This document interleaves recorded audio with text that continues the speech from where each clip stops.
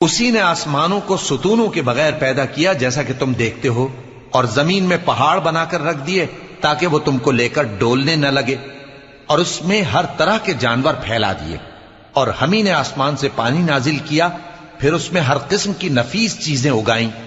یہ تو اللہ کی تخلیق ہے۔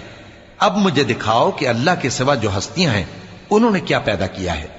حقیقت یہ ہے کہ یہ ظالم کھلی گمراہی میں ہیں۔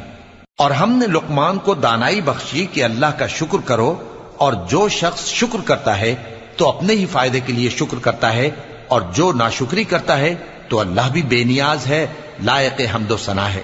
اور اس وقت کو یاد کرو جب لقمان نے اپنے بیٹے کو نصیحت کرتے ہوئے کہا کہ بیٹا، اللہ کے ساتھ شرک نہ کرنا، شرک تو بڑا بھاری ظلم ہے۔ اور ہم نے انسان کو جسے اس کی ماں تکلیف پر تکلیف سہ کر پیٹ میں اٹھائے رکھتی ہے، پھر اس کو دودھ